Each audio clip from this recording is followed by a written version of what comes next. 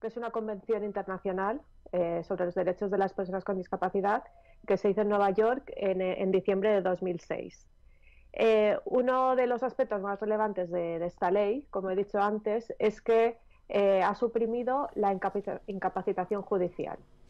Esta reforma elimina un modelo del que veníamos durante muchos años, basado en la sustitución de la capacidad de decisión de las personas con discapacidad a estas personas en un procedimiento judicial como era el de incapacitación. Se le eliminaba todo poder de decisión y se le restringían derechos para evitarles problemas, en principio, y se reemplaza por un modelo basado en el apoyo a la toma de sus propias decisiones. Ajá. Es decir, respeto a su voluntad y deseos y preferencias de esta persona con discapacidad. Ajá. Ahora son apoyos, como digo, apoyo a su decisión, no sustitución de su poder de decisión. Y no sé qué es lo que cambia en concreto este tipo de ley. Sí, mira, antes cuando una persona con discapacidad requería de apoyos para el ejercicio de la capacidad jurídica, es decir, para realizar para firmar una escritura, para ingresar en el hospital, en principio cualquier acto con trascendencia jurídica, se iniciaba un procedimiento judicial para incapacitarla. Es decir, los familiares, o si no tenía familiares cercanos, era el Ministerio Fiscal quien iniciaba este procedimiento en caso de que alguien externo se percatase de la situación de incapacidad. Se iniciaba este procedimiento judicial que mencionaba antes y se le nombraba un tutor que actuaba en su nombre, precisando este tutor para según qué actuaciones de autorización judicial. Pero en principio ya se le había suprimido totalmente su capacidad de decisión. ¿Vale? Ahora ya no existe este procedimiento judicial y se ha sustituido por un procedimiento de jurisdicción voluntaria para proveer apoyo a la persona con discapacidad. Es decir, es para en este procedimiento nuevo se va al caso concreto, no es una supresión genérica de derechos, sino que se estudia en este proceso para qué no estaría capacitado para la toma de decisiones y se le nombra un curador que sirve como apoyo a esta persona. Es decir, esta persona manifestaría cuáles son sus deseos y siempre se le escucharía. ¿Vale? Dime. No, por esto, que la base, como vengo reiterando, pero es que la ley constantemente lo dice, es el apoyo a la toma de sus propias decisiones y que sus decisiones deben ser respetadas siempre. Y ahora poniendo un caso práctico, si una persona, digamos que tiene Alzheimer y va al notario para vender su casa, ahora puede venderla, aunque ella realmente no sepa cómo lo que está haciendo, básicamente. ¿Cómo lo puede hacer esto? No. Los notarios ahora pasan a tener un papel muy, muy importante, ¿vale? Porque tanto si se ha iniciado ya por parte de los familiares este proceso judicial de apoyo, como si no, el notario siempre será el que verá si a la hora de firmar esa escritura con trascendencia jurídica, la persona que tiene delante es consciente de lo que está haciendo, ¿vale? Por lo tanto, en caso de que me comentabas de una persona que tiene Alzheimer, bueno, para empezar dependerá del estado más avanzado o menos de ese Alzheimer, porque si es un estado inicial puede que todavía sea consciente y, plenamente esté capacitado o capacitada para tomar esa decisión que está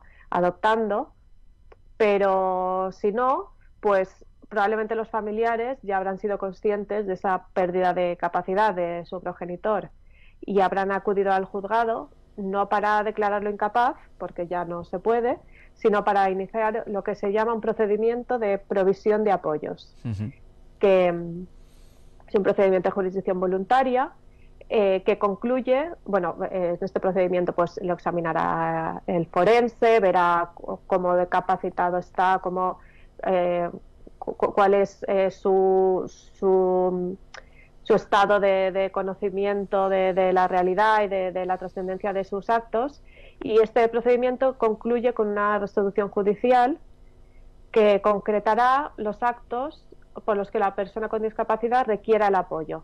Es decir, igual se ve en este procedimiento, con el estudio de la persona, que sí que es plenamente capaz de adoptar una serie de decisiones, pero otras ya no tiene capacidad, ya no, su voluntad ya no sería válida porque ya no es capaz. Entonces, se nombraría un curador, ¿vale? Que serviría de apoyo a esta persona. Y si no se ha, como he dicho antes, si no se ha iniciado este proceso y el notario se percata de que esta persona que tiene delante no es consciente de las implicaciones de este acto jurídico, no aceptará firmar esta escritura, y por lo que irremediablemente se tendrá que acudir al procedimiento de solicitud de apoyos para este acto concreto. Ajá. Remarcas remarcas mucho la palabra apoyos.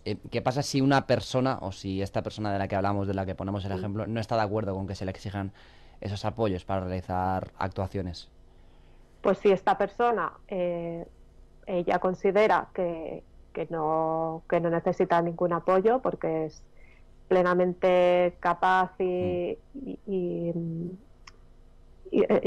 consciente de todo lo que está haciendo, pues lo que inicialmente estaba previsto como un procedimiento de jurisdicción voluntaria, es decir, sin discusión, en el que se estudia todo como he dicho, hay un examen forense, pero es como más algo voluntario, más, diríamos, informal, sin conflicto, pasaría a ser un procedimiento contencioso, en el que, es decir, ya un juicio en el que la persona a la que se pretende declarar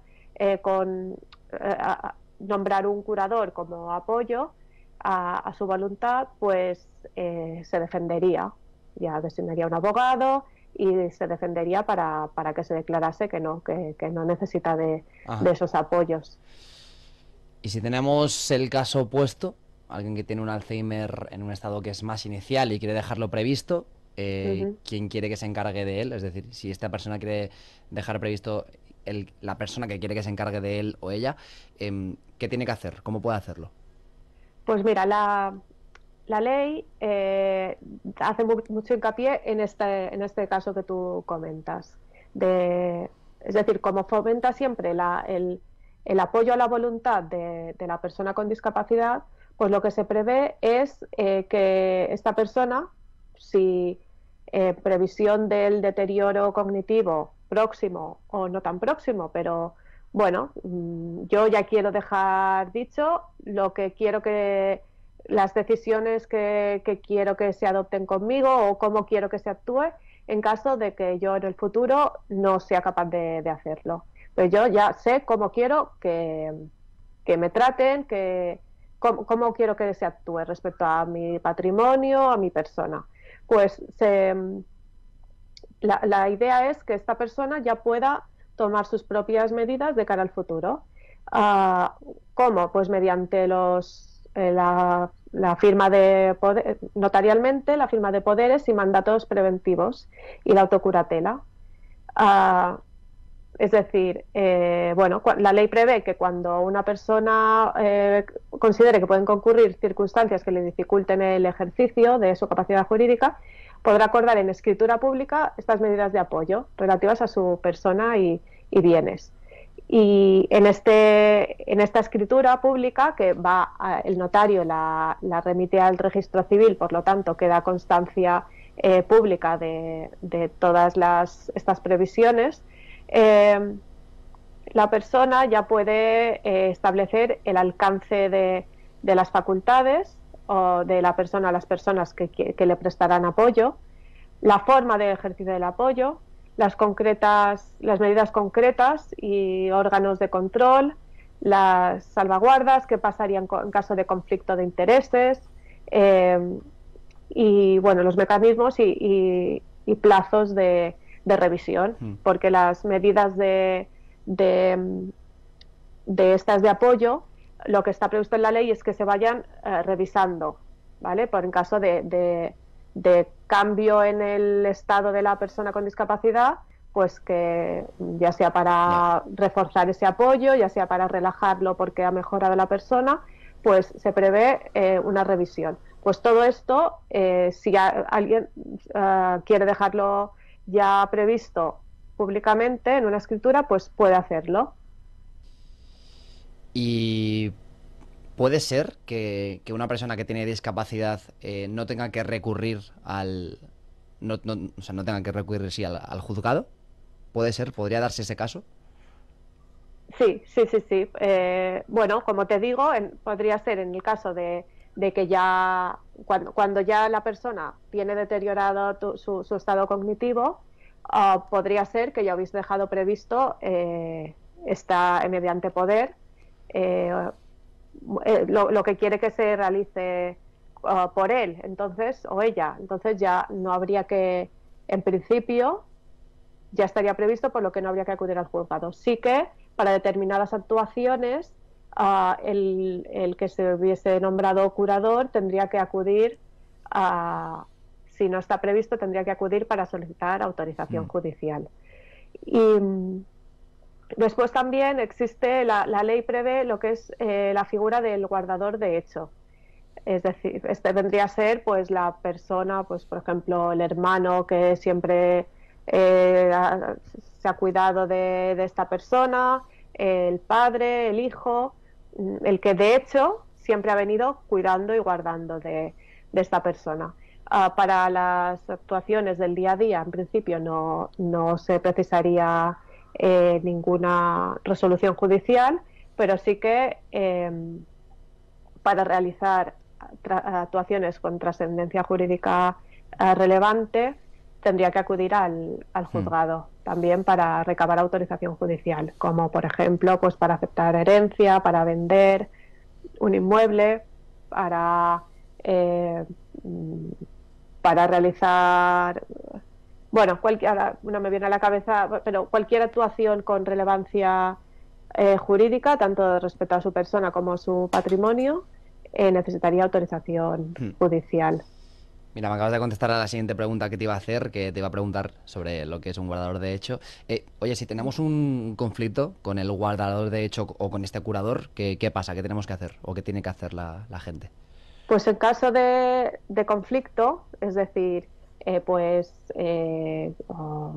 la venta de un inmueble y que sea en beneficio de un familiar o de la propia persona que se ha nombrado como curador, o en caso de aceptar una herencia en el que el curador está de por medio. En este caso existiría un conflicto de intereses. Por lo tanto, se exigiría el notario a la hora de escribir de firmar la escritura, no podría firmarla sin más, sino que precisaría de una autorización del nombramiento de un defensor judicial en ese procedimiento de autorización, a una persona ajena al curador. Esto también puede, como he dicho antes, puede haberse dejado previsto en el poder preventivo. Es decir, una persona pues puede decir, yo quiero que ese nombre, que mi curador sea tal. Y en caso de conflicto, pues que el defensor judicial sea esta otra persona o esta otra institución. Y así, si se prevé todo, pues se facilita realmente la vida de la persona que deviene con discapacidad. Ya. Oye, y si te pregunto ahora por un caso más personal y te pregunto si te ha pasado a ti, si has tenido que mediar tú como abogada en algún caso de esto que te preguntábamos ahora, en algún conflicto de intereses. ¿Qué me dices? ¿Te ha Pues por pasado? ahora, como es tan reciente esta reforma, Hmm. todavía no me he encontrado con tener Ya. que acudir al juzgado para aplicar este nuevo aspecto de la ley. Sí que, bueno, procedimientos de incapacidad judicial sí que hemos llevado muchos y, y bueno, en principio, claro, cuando la persona acude al juzgado es porque los familiares Hmm. ven pues que es peligroso que siga manteniendo oficialmente su capacidad, es decir, pues, porque es muy vulnerable esta persona, puede acercársele a alguien y hacerle firmar una escritura que trastoque Claro. pues todo su patrimonio o su persona. Entonces, pero es verdad que los notarios ya venían realizando este papel importante de análisis del, de quien tiene delante, de Ya. quien va a firmar una escritura con esta relevancia. Oye, Solo y... que ahora tienen Hmm. más poder, pero Claro. el papel importante ya lo tenían. ¿Y todo esto qué opinión te merece a ti como abogada y al final como ciudadana? Te pregunto un poco de opinión personal. No sé qué Sí. opinión te merece este cambio en esta ley. A ver, yo creo que está muy bien de cara a, bueno, las discapacidades que no son muy graves, muy profundas, o sobre todo las que no son permanentes. Hmm. Porque, bueno, sí que antes se suprimía totalmente el poder de decisión, Hmm. igual no era necesario, Claro. porque esta persona, pues, se le tenía que escuchar y poder respetar su decisión. Pero creo que no está muy prevista, no se ha pensado mucho en lo que es, pues, por ejemplo, las personas mayores con demencia senil o Hmm. un Alzheimer ya avanzado, esas personas mayores que realmente no van a mejorar. Claro. Y el tener que ir revisando constantemente su estado, mm, pues creo que no tiene mucho sentido, porque no van a ir a mejor. Hmm. Y es atascar un poco, pues ralentizar todo el proceso y atascar un poco más los juzgados que no es que no es que les sobre el tiempo. Claro, al final estamos hablando de una ley que va un poco destinada a esas discapacidades, podríamos denominarlas leves o reversibles, porque esto no afectaría a según qué grados de discapacidad, ¿no? Claro, a ver, está destinada a todas las discapacidades, pero creo que se tendría que haber hecho una distinción Ajá. respecto Que no a... se ha hecho la distinción, vale. No se ha hecho. Vale. No, esta es mi opinión personal. Ajá. Pues Elena Font, muchísimas gracias por estar aquí con nosotros y traernos Gracias a este cambio en vosotros. la ley, explicarnos un poco en qué consiste y gracias también por darnos tu opinión personal. Gracias. Un abrazo. Buenos días.